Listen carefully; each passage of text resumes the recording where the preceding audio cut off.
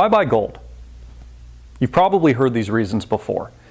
Stock market volatility, dollar crisis, economic collapse, because we don't know what tomorrow brings.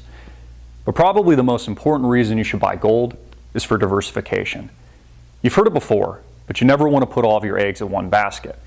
It gives me peace of mind, knowing that I own something real, tangible, and it helps me to sleep better at night. Gold is considered a safe haven asset, a potential hedge against inflation and an eroding dollar. It's physical, meaning you can hold it in your hand, and you can pass it on to your children and your grandchildren. The company that I trust, that I do business with, is Goldline. Give them a call right now. Speak to a representative or click the link below to download a free investor kit. Find out if buying gold and silver is right for you. Do it today, because there's no better time to prepare. Hey everybody, I'm Christopher Green, and you're tuning into AMTV, Alternative Media Television. Today is Friday, October 30th, 2015, one day before Halloween. You know, a lot of little boys and girls will go as serial killers or axe murderers for Halloween. I'm actually just going as Obama because he's far more scary. Again, there's been an alleged 1 million plus people dead in Iraq as a result of the continuous warmongering that was pushed and propelled by George W. Bush and then continued by the warmonger president that makes up Barack Hussein in the membrane Obama. Today, the Pentagon admitted that the United States has been at war and is at war with Iraq and Syria.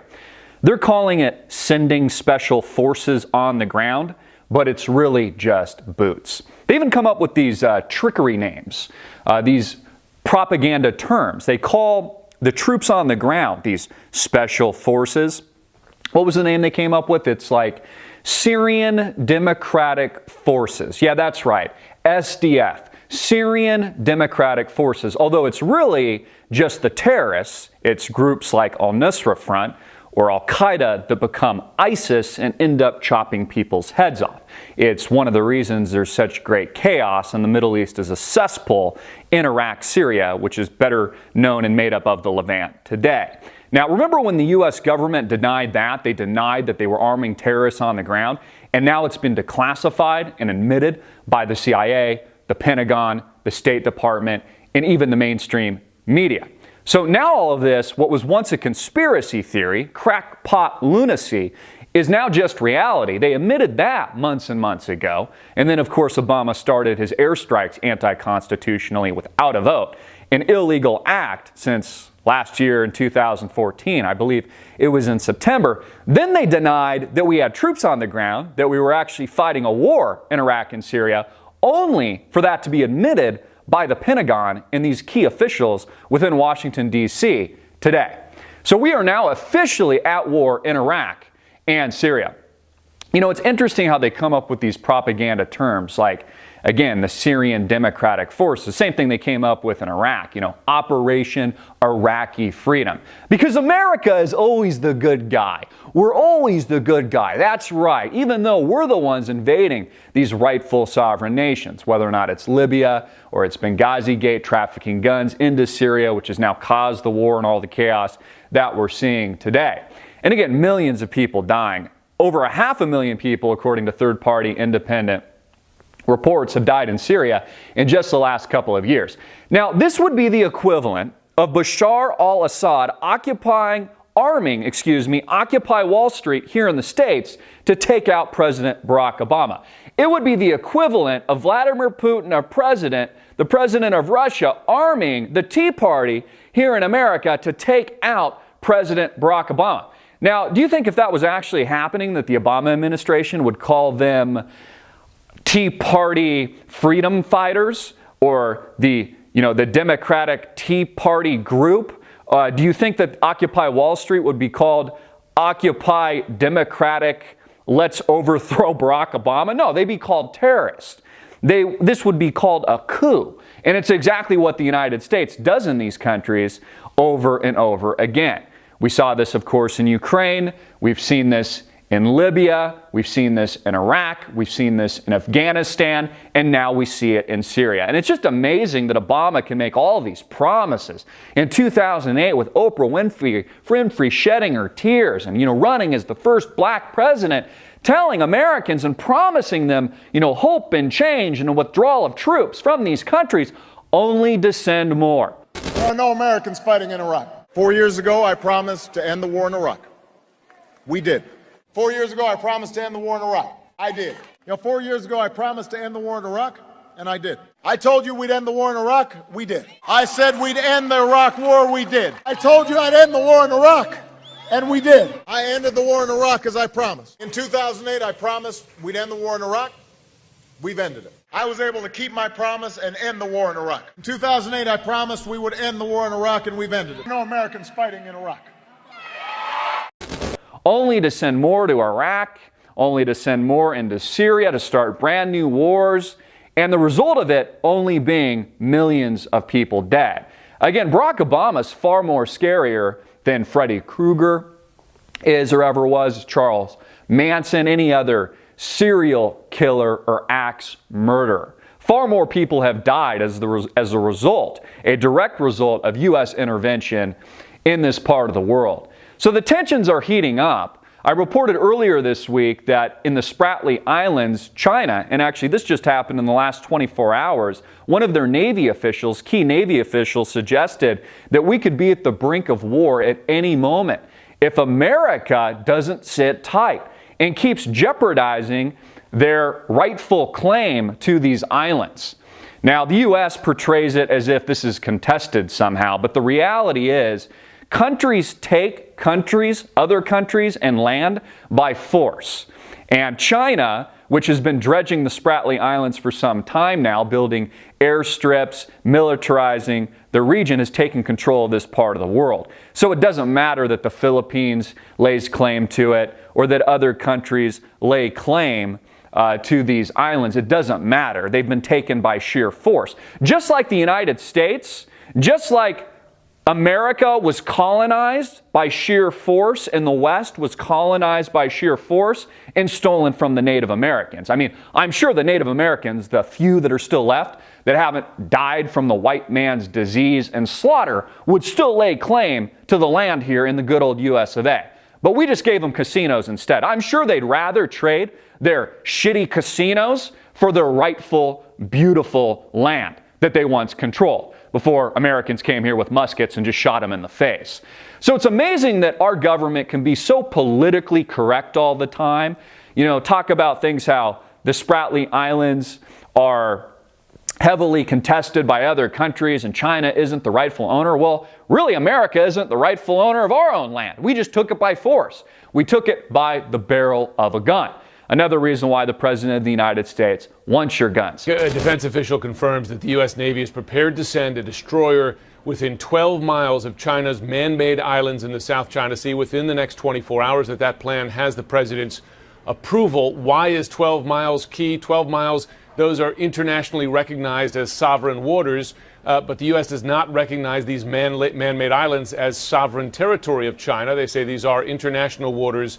And this sailing of a Navy ship inside that 12-mile line would be a message from the U.S. Navy saying these are international waters. This is the second time this year that the U.S. Navy would have sent such a message. You may remember, Brooke, that in May of this year, we flew on a U.S. surveillance aircraft, a P-8 Poseidon aircraft. Those images you're seeing right now were taken by that aircraft over those man-made islands. They flew that aircraft very close to these islands, again, as a message to say that the U.S.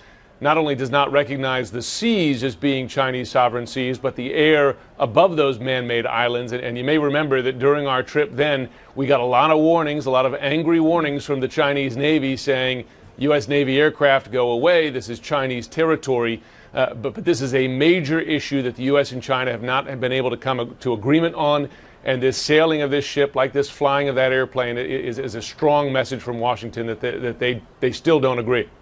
In addition to that, Iran is sending warships out into the Atlantic Ocean. So we have this movement, this geopolitical movement of navies, of not just China, but Russia and the war games that they have been playing, but also the United States invading these territories. So we are literally quite literally at the brink of war. Again, folks, we have never seen anything like this since the last Cold War. Even, what's his name? Is it Josh Earnest, the spokesperson of the President of the United States, specifically said yesterday that this wasn't a new Cold War. The Cold War, I'm certainly no historian, but the Cold War was characterized by two international superpowers who were in a sort of global test that was backed by the threat of nuclear weapons. The situation today is much different than that. Russia is no longer a superpower. I've observed in the last couple of weeks that the condition of Russia's economy is weak and further deteriorating. They are now the 15th largest economy in the world, and they rank somewhere behind Spain. Now, anytime the federal government or a spokesperson of the federal government says something isn't something, or this isn't the new Cold War, they actually mean it is. In fact, he goes on in his propaganda speech basically to say that Russia is a very weak nation and a very weak economy, and it's no longer a superpower. Again, this is just psychological warfare. It actually only shows you just how threatening these geopolitical events truly are. Just the sheer fact that we really are engaged and about at the brink of war, as this Chinese Navy official just mentioned, that said that any moment, if there's an accident, if the United States continues to violate the territories that make up the Spratly Islands, that we could be engaged in war at any friggin' moment. Many of you have suggested, and you're dead on correct in this, that we could potentially see another major false flag event, another event like Pearl Harbor or September 11, 2001, because again, the United States has to frame this as somebody else being the aggressor, even though the opposite is true. Even though the United States has invaded all these countries in the Middle East, invaded countries like Iraq, in Afghanistan, in Libya, in Yemen, etc., parts of Northern Africa. America has to be portrayed as the victim at all times. It's exactly why they engineered our entrance into Vietnam. It's exactly why they engineered our entrance into World War II. Because again, American leadership at the time knew that Pearl Harbor, and they had advanced knowledge of this, they knew it was a backdoor to go to war against Japan and backdoor our way in to go fight Hitler and the Nazis. This is all part of an intricate chess game. It's all it is. It's geopolitical chess. And again, we are at war. It's why the rhetoric is at an all-time high. It's why Putin has been framed like he's the next Hitler. Why we're getting these absurd, ludicrous, ridiculous, and outrageous stories about Vladimir Putin about to cut undersea cables to cause an underwater EMP and bring down the entire internet. But of course, folks, this is all real. This is the new Cold War. Josh Earnest lying to you, just like the President of the United States lying to you. Our Pentagon officials actually now admitting that we're at war on the ground with boots on the ground in Iraq and Syria. I mean, how could this be? I thought we supposedly withdrew. The reason for all this is that you're constantly being lied to. Again, this is classic wag the dog. Watch the movie. They're telling you one thing and doing the exact opposite behind the scenes. The President of the United States is looking the American people in the eye, telling them one thing and doing the exact opposite. Again, the President of the United States, Barack Obama, his legacy will be the legacy of a wartime president, having started new wars and continued the wars of the George W. Bush era, and eventually a brand new war with not just Russia, China, but also Iran. Folks, this is the agenda. It's a very scary agenda, and the proof is in the pudding. This is no longer crackpot conspiracy theory. These are the facts. Again, your Pentagon officials have just admitted that we are at war with troops on the ground in Iraq and also Syria. We have leaders in Iran, Russia, and China warning of all-out war. These are not my words. These are the words of these officials, these people, and these countries. Get this video out everywhere, make it viral, hard hitting it in your face, and click the link below to support our sponsor.